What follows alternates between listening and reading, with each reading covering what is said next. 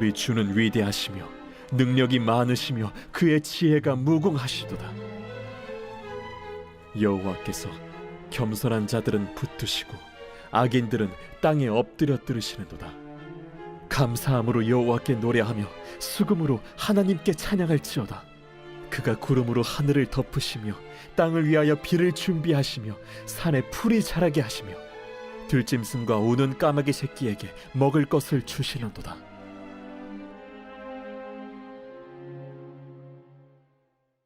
네, 오늘 이 말씀으로 흡족한 비를 내리시는 분이란 제목으로 은혜를 나누겠습니다. 네, 감사하게도 잘 회복되게 해주셔서 코로나를 잘 극복하고 이 자리에 서게 되었습니다. 계절이 바뀜에 따라 내리는 빗줄기는 땅을 비옥하게 합니다. 이제 눈이 펑펑 내리고 있는 겨울이 되었는데요. 겨우내 이제 눈이 내리고 땅이 꽁꽁 얼게 되죠. 그렇게 되면 꽁꽁 언 땅에 감추어져 있던 생명들은 봄비를 맞으면서 이제 움트고 다시 새숨을 내쉬게 됩니다. 자연에서 땅을 터전 삼고 살아가는 동물들과 땅 위에 뿌리를 내리고 살아가는 많은 식물들에게는 이처럼 때에 맞는 흡족한 비가 얼마나 중요한지 모릅니다. 현대를 살아가는 사람들에게도 마찬가지인데요. 뉴스를 보니까 올해 남부지방에 평년에 비해서 60% 70%밖에 비가 오지 않았대요. 그래서 가뭄이라고 합니다. 그래서 물을 지금 아껴 쓰지 않으면 이제 물을 제한해서 써야 하는 그런 상황이라고 그렇게 얘기하는 걸 보게 되었습니다. 이처럼 만일 충분한 비가 내리지 않으면 이 땅의 모든 생명들은 한 해도 그 생명력을 유지하는 것이 힘들 정도로 흡족한 비가 내리는 것은 너무나 중요한 일인 것이죠. 그래서였을까요? 우리 주님도 마태복음 5장에서 원수라도 사랑하라는 말씀을 하시면서 이렇게 말씀하셨어요. 하나님이 그 해를 악인과 선인에게 비추시며 비를 의로운 자와 불의한 자에게 내려주신다. 이런 비유를 드셨어요. 이처럼 생명을 유지하는 데 있어서 반드시 필요한 비를 악인과 선인에게 공평하게 내려주시는 우리 하나님은 참 사랑이 많으시고 신실하신 분이신 것 같습니다. 그런데 여기서 비를 내려주신다고 우리 주님 말씀하셨을 때 비단 이 땅을 적셔주시는 비만 의미하는 것은 아닙니다. 우리 인생에 때를 따라 내려주시는 비가 있습니다. 어떤 것들이 있을까요? 인생에 때를 따라 내려주시는 비가 어떤 것들이 있을까요? 악인이나 선인이나 맨 처음 이 땅에 태어나게 하시는 것, 이것도 하나님께서 공평하게 비를 내려주시는 것이라 할 수 있겠죠. 또 어떤 것들이 있을까요? 젊었을 때 한정되긴 하지만 맨 처음 이 땅에 태어나서 건강을 소유하고 이 땅을 살아가게 하시는 것도 있겠죠. 그리고 또 하루 동안 공평하게 24시간을 하나님 주셔서 뿌린 대로 거두게 하시는 것도 있을 것 같아요. 그리고 또 가정을 이루어 결혼하고 자녀를 낳으며 살아가게 하시죠. 그리고 무엇보다 우리의 영혼을 소생시키시기 위하여 우리의 마음 문을 두드리시는 것도 있을 것 같아요. 이것 또한 믿는 자나 믿지 않는 자나 동일하게 주어지는 은혜입니다. 왜 그렇죠? 악인에게도 양심을 통해서 전도를 통해서 마음 문을 끊임없이 두드리고 계시기 때문인 것이죠. 자, 그렇다면 오늘 이 시간에 한 해를 한번 돌아보았으면 좋겠습니다. 우리들은 이 땅에 살아가는 사람들 중에서 많이 받아 누리고 있는 자들인가요? 아니면 적게 받아서 누리지 못하는 사람들인가요? 어떠신 것 같으신가요? 네, 많이 받아서 누리고 살아가는 그런 인생인 줄 믿습니다. 오늘날까지 살아오게 하시고 우리 영혼에 매주 이처럼 흡족한 비를 내려주시니 풍성한 은혜를 누리고 살아가는 인생인 줄 믿습니다. 아멘. 그러나 그렇게 생각하지 않는 사람들도 참 많은 것 같아요. 여전히 하나님을 부인하고 대적하는 세상의 사람들은 어떻게 생각하며 살까요? 인생은 거저 왔다가 그저 지나가 버리고 마는 것에 불과하니 한 번뿐인 인생을 즐기고 흥청망청 살아야 멋들어진 인생이다 라고 생각하고 사는 것 같습니다. 그래서 너무나 안타깝죠. 오늘 수요 예배를 드리면서 고백할 수 있으면 좋겠습니다. 우리는 하나님께서 우리 인생의 비를 내려주시되 언제나 흡족한 비를 내려주시는 줄 믿습니다. 우리는 설령 비가 내리지 않는 가뭄이 왔을 때라도 비를 예비하고 계신 하나님을 기억하고 감사하겠습니다. 이렇게 고백하는 오늘 예배가 되길 축복드립니다. 아멘. 오늘 본문이 바로 구약의 성도들이 이러한 고백을 하나님께 드리기 위하여 불렀던 시편 중에 하나인데요. 1절의 말씀을 함께 보실까요? 1절의 말씀을 보시면 이렇게 고백하며 오늘 본문은 시작하고 있어요. 할렐루야, 우리 하나님을 찬양하는 일이 선함이요 찬송하는 일이 아름답고 마땅하도다. 아멘. 하나님을 찬양하는 일이 어떻다라고 지금 고백하고 있죠. 세 가지로 표현하고 있는데요. 먼저는 찬양하는 일이 선함이요 하고 고백하고 있습니다. 이 표현은 너무 저희가 잘 아는 표현인데요. 토브라는 히브리어인데 감탄사 같은 거예요. 어떨 때 쓰냐면 멋지고 좋은 것을 보거나 경험했을 때 자동적으로 나오는 표현이에요. 이 표현이 어디 처음 사용됐냐면 하나님께서 창조하신 모든 것들을 바라보시면서 외치셨던 거죠. 참 좋다. 참 좋다. 내가 보기에 참 좋다. 그때 사용된 것이 이 선하다라는 표현입니다. 그리고 두 번째로는 지금 1절에 어떤 표현이 사용되고 있나요? 찬양하는 일이, 찬송하는 일이 아름답고, 네, 아름답고. 이것도 비슷한 표현이에요. 어떤 것을 보았을 때 즐거움을 안겨주고 행복을 느끼게 되어서 자연스럽게 사용되는 표현입니다. 참 아름답구나. 정말 아름답구나. 그리고 오늘 세 번째로 사용되는 표현이 있는데요. 찬양하는 일이 아름답고 마땅하도다. 마땅하도다 라고 고백합니다. 다른 표현들에 비해서 조금 다른 것을 느끼시겠나요? 이 표현은 다른 곳에서는 딱 한 곳에서만 사용되었는데요.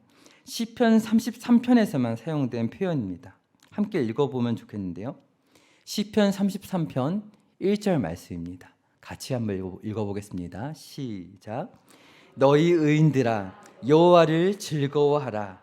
찬송은 정직한 자들이 마땅히 할 바로다. 아멘. 여기서도 어떻게 쓰이고 있죠? 찬송하는 일에, 찬양하는 일에 동일하게 표현을 사용하고 있어요. 정직한 자들이 마땅히 할 바로다. 어떤 의미인지 느낌이 오시나요? 이런 것이죠. 정직하지 않은 자들은 말할 것도 없거니와 정직한 의인들도 어려울 때가 있다는 거예요. 그래서 마땅히 해야 한다는 거예요. 무엇이요? 찬양하는 것이요. 그렇기에 너희는 마땅히 찬양하라 라고 그렇게 지금 고백하고 있는 거예요. 하나님께서 왜 이런 시편의 고백을 지금 이스라엘의 입술에 담아주신 걸까요? 찬양 드릴 수 없는 상황 속에서도 마땅히 하나님을 찬양해야 할 이유를 배우기를 원하셨기 때문에 그렇습니다. 뒤의 내용에서도 나누게 될 것이지만 오늘 읽은 시편은 언제 불려진 시편일까요? 오늘 읽은 147편의 시편은 언제 불려진 것일까요? 이 시편의 마지막에 있는 시편들은요, 포로기에 수집되고 불러졌다라고 그렇게 이해되고 있어요. 바로 예루살렘이 회파되고 유다 백성들이 포로로 붙잡혀 있던 때에 불려진 시편이 오늘 저희가 함께 읽고 나누고 있는 시편의 말씀입니다. 우리 인생 가운데에도 찬양하지 못할 상황들이 참 많죠. 우리 권사님들과 마주 앉아서 이야기를 나눌 기회가 많지는 않지만 그래도 이렇게 이야기를 나눠보면 눈물 없이 들을 수 없는 그런 사연들이 정말 많은 것 같아요. 그리고 연말이 되었을 때 때때로 많은 사람들이 애둘러 감사하다고 말은 하는데 진정으로 마음속에서 우러나오는 감사를 드리지 못할 때가 참 많은 것 같아요. 이럴 때 오늘 본문은 우리에게 말하고 있는 것이죠. 마땅히 찬양해야 한다라고 그렇게 말하고 있는 거예요. 어떻게 찬양할 수 없을 때 찬양할 수 있을까? 부당해 보이는 것들이 눈앞에 가득한 상황이 있을 때 어떻게 찬양할 수 있을까? 단순히 미화시키고 정당화하라는 그런 말씀일까요? 오늘 말씀은 그렇게 말씀하고 있지 않습니다. 오늘 시편 기자의 시선을 따라가면서 찬양의 이유를 살펴보고 마땅히 찬양할 이유를 발견하는 은혜가 있으시길 축복드립니다. 오늘 시편에 노래하는 마땅히 찬양할 수 있는 이유는 바로 회복하시는 하나님 덕분인데요. 함께 따라서 고백해 보시겠습니다. 회복하시는 하나님 덕분입니다. 회복하시는 하나님 덕분입니다. 네, 오늘 읽은 시편의 찬양은요, 총 이 세 부분으로 나눠서 고백하고 있는데요. 먼저 6절까지의 내용을 보시면 이 회복하시는 하나님에 대하여 아름답게 노래하고 있습니다. 2절로 3절의 말씀 함께 보실까요? 이렇게 고백하죠. 여호와께서 예루살렘을 세우시며 이스라엘의 흩어진 자들을 모으시며 상심한 자들을 고치시며 그들의 상처를 싸매시는도다. 아멘. 여호와 하나님은 어떤 분이라고 고백하고 있나요? 회복하는 분이신데 예루살렘을 세우시며 라고 고백하고 있습니다. 또 흩어진 자들을 모으시며 라고 고백하고 있어요. 서두에 말씀드렸던 것처럼 포로로 붙잡혀 있었던 이 구약의 성도에게 가장 간절했던 회복이 무엇이었을까요? 예루살렘 성이 다시 세워지는 것, 흩어졌던 백성들이 다시 모이는 것이었어요. 다윗에게 내려주셨던 그 하나님의 언약이 회복되는 거예요. 예루살렘 성전이 다시금 이스라엘에 회복되는 것이죠. 그래서 흩어진 유다 백성들을 다시금 모으셔서 이 예루살렘에서 예배드릴 수 있도록 회복시켜 주실 것이라는 믿음을 지금 노래하고 있는 거예요. 그리고 또 어떻게 고백하고 있죠? 상심한 자들을 고치시며 그들의 상처를 싸매시는도다 라고 고백해요. 여기서 고치시며 싸매신다는 표현은 같은 의미이고 앞에 세우시며라는 표현과 함께 이해해야 하는 표현입니다. 다른 시편을 저희가 한번 살펴볼 텐데요. 이 다윗이 많은 굴곡진 인생을 살았지만 인생의 가장 벼랑 끝에 섰던 경험은 언제였을까요? 아무래도 밧세바를 취했던 그때 있겠죠. 그때 고백했던 시편이 바로 시편 51편이었습니다. 하나님 앞에서 너무나 어리석은 돌이킬 수 없는 범죄를 저질렀던 그때 그는 이렇게 고백했습니다. 51편 17절로 18절 고백인데요.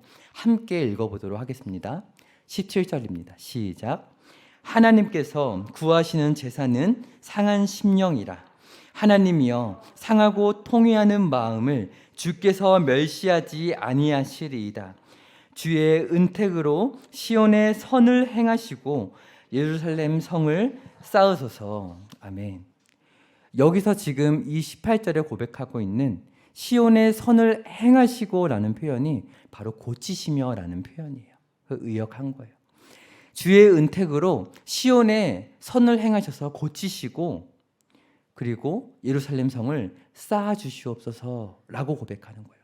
성이 무너지지도 않았는데 이렇게 다윗은 고백하고 있는 것이죠. 하나님께서 고쳐주시지 않으시면 결코 빛을 볼 수 없는 마음이 바로 제 마음 상한 심령입니다 라고 이렇게 고백하는 거예요. 포로로 잡혀간 이스라엘은 분명 잘못했죠. 심각한 불순종을 하나님께 행했어요. 그리고 오늘 51편을 고백했던 다윗도 마찬가지였죠. 잘못하지 않은 인생이 과연 있을까요? 그러나 이러한 잘못을 범했을 때 성도는 이렇게 고백하는 거예요. 오늘 다윗의 고백에는 훗날 이스라엘 백성들과는 다른 점이 있었어요. 무엇이냐면 하나님의 긍휼과 자비를 받았을 때 모두 허비해버리는 허영된 마음으로 받지 않고 붙잡고 놓치지 않는 것이죠. 있는 그대로의 상한 마음으로 그 하나님의 긍휼과 자비를 받는 거예요. 그것이 포로로 붙잡혀갔던 이스라엘 그 후손들과 다윗이 다른 점이었습니다. 그래서 그 다윗의 신앙을 기억하고 회개하였던 이스라엘 백성들이 오늘 시편 147편에서 고백하고 있는 거예요. 다윗도 그렇고 불순종했던 이스라엘 백성들도 마찬가지예요. 그리고 오늘 우리들도 마찬가지죠. 과연 우리의 인생을 누가 헤아릴 수 있을까요? 너가 잘못해서 이렇게 고통을 받는 것이지 라고 말했을 때 할 수 있는 말이 우리 가운데 과연 있을까요? 누가 진정으로 우리의 삶을 위로할 수 있을까? 이 연말에 돌아보게 되는 것 같아요. 우리가 하나님을 떠나 어려움을 겪었다 손치더라도 하나님께서는 언제든 우리를 맞아줄 준비를 하고 계시다는 것을 믿으시길 바랍니다. 수고하고 무거운 짐진 자들아, 인생의 허망한 짐을 내려놓고 나의 멍에를 메거라. 내가 너희를 쉬게 하리라 말씀하시는 그 음성 앞에 나아가시는 복된 성도님 되시기를 축복드립니다. 아멘. 이렇게 세밀하게 우리의 마음이 어디가 상했는지, 거룩하지 못한지 살펴주시고 회복시키시는 우리 하나님께서 얼마나 위대하신지를 오늘 시편에서는 이렇게 고백합니다. 4절을 함께 보실까요? 이렇게 고백합니다. 그가 별들의 수요를 세시고 그것들을 다 이름대로 부르시는도다. 아멘. 네, 원래는 불을 꺼주시라고 말씀을 드리려고 했는데 그냥 화면을 넘겨주시겠습니까?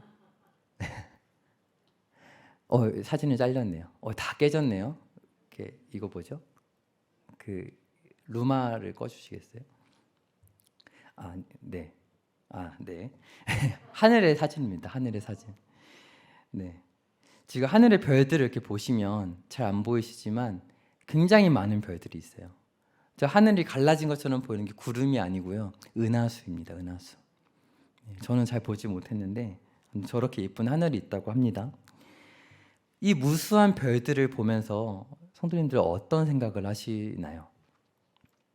가끔 시골에서 요즘 하늘이 맑아서 이렇게 별들이 보이면 어떤 고백을 하게 되시나요? 이쁘다. 또 어떤 고백을 하시나요? 은혜가 가득했을 때, 저 별들을 하나님 만드셨구나. 이런 고백 안 하시나요? 그런데 바벨론 사람들은요, 이런 별들을 보면서 어떤 생각을 했을까요? 그 이스라엘 백성들을 포로로 잡아간 바벨론 사람들은 같은 이 멋진 하늘을 보면서 점성술을 열심히 연구했다고 해요. 그런데 하나님의 백성들은 다르게 고백하는 것이죠. 저 별들의 수를 세시고 저 별들의 각각 이름을 붙이셨도다 라고 고백을 하는 거예요. 이 고백이 너무 아름답지 않으신가요? 그리고 5절에 이렇게 고백합니다. 우리 주는 위대하시며 능력이 많으시며 그의 지혜가 무궁하시도다. 아멘. 그분이 바로 우리 주님이시다 라고 고백하고 찬양하는 거예요. 다윗과 언약을 맺어주셔서 지금까지 비록 모든 성이 회파되고 우리는 포로로 붙잡혀가 있지만 지금까지 포기하지 않고 그 다윗의 언약을 기억하고 계신 여호와 하나님께서 바로 우리의 왕이시다, 우리의 주님이시다 라고 찬양하고 있는 거예요. 포로로 잡혀간 성도는 마땅히 찬양하고 있는 거예요. 그리고 6절을 보니까 전지전능하신 하나님께서 비천한 자들, 곧 마음이 상한 자들을 일으켜 세우실 것이며 악인들은 음부에 내려 심판하실 거라고 이렇게 고백하고 있어요.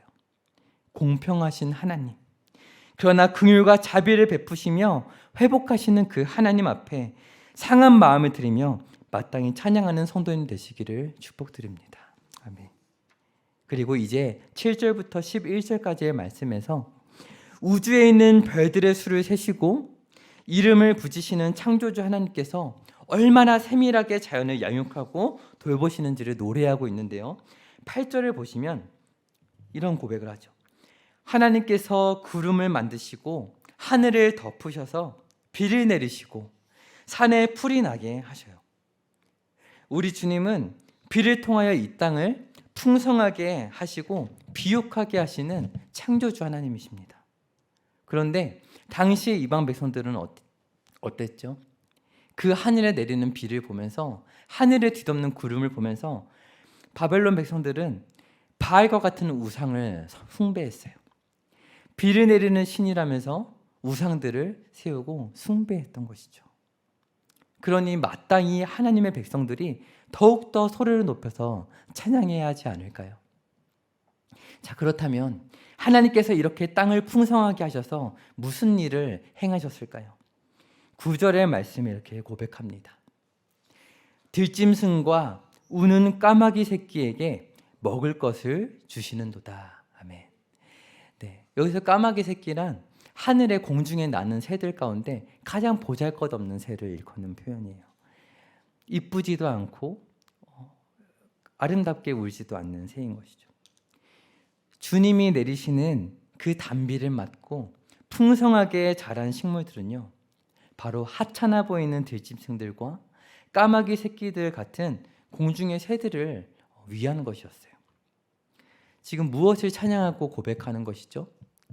만왕의 왕이신 그 하나님께서 겸손하고 세심하게 이렇게 만물을 돌보시고 계신다라는 걸 찬양하고 있는 거예요. 결국에는 그 모든 것들로 하나님은 자신의 백성을 돌보실 것이라는 것을 고백하면서 감사의 고백을 드리고 있는 것이죠. 이런 감사의 고백이 오늘 저와 성도님들 가운데 있으신가요? 까마귀를 통해 엘리야를 먹이셨던 것처럼 오늘 우리 인생 가운데에도 비를 내리시고 먹이시고 도우시는 하나님을 찬양합니다. 그래서 10절로 11절에 고백합니다. 여호와는 말의 힘이 세다 하여 기뻐하지 아니하시며 사람의 다리가 억세다 하여 기뻐하지 아니하시고 여호와는 자기를 경외하는 자들과 그의 인자하심을 바라는 자들을 기뻐하시는도다. 아멘. 기동성이 좋은 마병을 갖는 것도, 힘센 용사들을 많이 두는 것도 너무나 반드시 마땅히 필요한 것이었어요. 한 나라가 군사력의 척도로서 이 마병과 군사는 너무 당연히 필요한 것이었어요.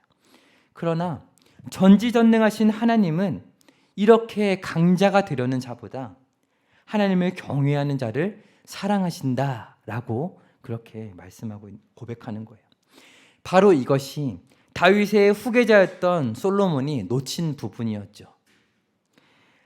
하나님은 처음 시작할 때 하나님을 경외하였다라고 할지라도 부유해진 그 후에라도 끝까지 하나님만 경외하길 원하시는 거예요. 그렇게 올 한 해를 마무리하는 저와 성도님들 되시기를 소망합니다. 아멘. 그리고 끝으로 12절부터 20절까지의 말씀은 회복하시는 하나님 앞에 마땅히 찬양하는 성도가 가져야 할 태도를 보여주고 있는데요. 12절을 함께 고백하겠습니다. 12절 함께 고백해 볼까요? 시작. 예루살렘아 여호와를 찬송할지어다. 시온아 내 하나님을 찬양할지어다. 아멘. 네. 주님께서 별들의 수를 세시는 그 세밀함으로 우리 각 사람의 상한 심령을 고치시고 싸매셨어요. 그러면 그렇게 고침을 받은 각 사람이 따로 찬양하고 따로 신앙생활을 해야 될까요? 아니요, 그렇지 않습니다. 그렇게 고침받고 싸매임을 경험한 성도들은 예루살렘 공동체로 모여서 함께 하나님을 찬양하는 거예요. 우리가 이렇게 모여서 함께 예루살렘아 하나님을 찬송할지어다 이렇게 고백하면서 서로를 권면하고 위로하면서 함께 한 마음으로 나아가는 것이죠. 그리고 그렇게 마땅히 찬양하는 성도는 어떤 복을 받게 되는지 고백하는데요. 13절로 14절을 함께 고백해 보겠습니다. 13절입니다. 시작. 그가 내 문빗장을 견고히 하시고 내 가운데 있는 너의 자녀들에게 복을 주셨으며 내 경내를 아멘. 여기서 문빗장을 견고히 하려면 무엇이 필요할까요? 문빗장을 견고히 하셨다고 하는데요. 담벼락도 없이 문빗장만 있으면 될까요? 안 되죠. 담벼락이 성벽이 세워져 있어야 문빗장이 필요한 것이잖아요. 느헤미야를 통해서 이 포로로 잡혀가 있었던 이 성도들을 다시금 귀환하게 하셨어요. 그리고 성벽을 세우게 하시고 그 문빗장을 견고하게 하시면서 이 고백을 성취하십니다. 담대함을 주셔서 폐허로부터 성벽을 세우게 하심으로 이 말씀은 아름답게 고백될 수 있었어요. 그리고 후손들에게, 그 이스라엘의 후손들에게 복을 주셨죠. 어떻게 복을 주셔요? 황폐한 땅에서 아름다운 밀을 자라게 해주셔서 배불리 먹게 해주셨고, 이 말씀을 보니까 경내를 평안하게 하셨다라고 이렇게 고백하고 있어요. 이 말씀을 직역하면요, 예루살렘 그 안에 평안을 심어주셨다라고 그렇게 직역할 수 있어요. 언제 이 평안을 심어주셨을까요? 이렇게 찬양할 때 심어주셨을까요?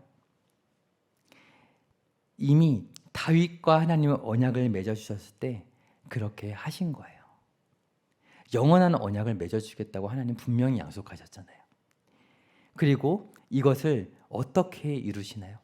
15절과 18절의 말씀을 한번 보시면 이렇게 고백해요.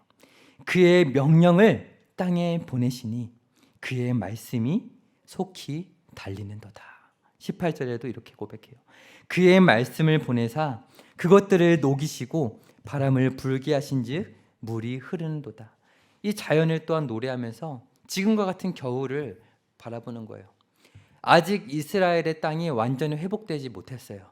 그런데 그 창가에 서리를 보면서, 내리는 눈을 보면서 이 이스라엘 백성이 고백하는 걸 상상해 보세요. 눈이 내리고 서리가 끼고 우박이 내렸어요. 그런데 그것들을 녹이시고 바람이 불게 하시고 물이 흐르게 하시는 하나님, 우리의 인생에도 이 다윗의 언약을 기억하시고 그 다윗의 언약을 심으셨던 하나님께서 오늘 우리 가운데 평안을 흐르게 하시는 그 하나님, 그리고 그것을 이루실 때 말씀을 하시는 즉시 그것이 땅에서 달려서, 속히 달려서 모두 이루어낸다라고 고백하는 그런 고백인 것이죠. 말씀으로 온 만물을 다스리시는 그 창조주 하나님을 찬양하고 있는 거예요. 이 말씀은 오늘 신약의 성도인 우리들에게 밝히 성취되어 보이고 있죠. 바로 말씀 그 자체이신 예수 그리스도께서 이 땅에 오신 거예요. 사망 권세를 이기신 우리 예수님께서 보좌 우편에 앉으사 말씀을 통해 이 온 만물을 다스리고 계시죠. 만물을 발 아래 복종하게 하시고 모든 연약한 교회들의 머리가 되어주신 거예요. 그래서 오늘 우리가 그 주님으로 말미암아 흡족한 비를 내리시는 우리 하나님을 찬양할 수 있는 줄 믿습니다. 오늘 18절 이후의 말씀들을 한번 보세요. 18절, 19절, 20절 말씀을 보면은 말씀을 보이신다라고 고백해요. 그의 말씀을 보내사 그것들을 녹이시고 바람을 불게 하신 즉 물이 흐르는도다. 그가 그의 말씀을 야곱에게 보이시며 그의 율례와 규례를 이스라엘에게 보이시는도다. 이렇게 고백해요. 그러나 어느 민족에게도 이와 같이 행하지 아니하셨나니 그들은 그의 법도를 알지 못하였도다. 할렐루야. 이렇게 고백합니다. 율례와 규례를 보여주세요. 교회는 연약합니다. 아무리 노력하고 애써도 율례와 규례가 다 지켜지지 않아요. 사랑하고 싶은데 다툼이 생겨요. 그래도 20절의 말씀을 보세요. 세상 나라들은 그의 법도를 알지 못하는데 하나님의 백성들은 그의 법도를 알고 그 법도를 찬양하면서 하나님의 사랑을 경험하며 살아갑니다. 날마다 말씀이신 그리스도께서 우리 가운데 보이시기 때문인 것입니다. 바라기는 이 연말을 이제 마무리하실 때 정말 그 하나님의 말씀이 땅에 떨어짐이 하나도 없구나. 다윗과 맺으신 그 영원한 언약을 이 땅에 예수 그리스도를 보내시기까지 이루셨던 그 하나님께서 오늘 내 인생 가운데도 흡족한 비를 내리시는 하나님이시구나. 때로는 가뭄과 같은 때가 있을지라도 나의 인생에 흡족한 비를 내리시는 선하신 하나님을 내가 찬양하리로다. 이렇게 고백하는 저와 성도님들 되시기를, 그런 연말이 되시기를 축복드립니다. 아멘.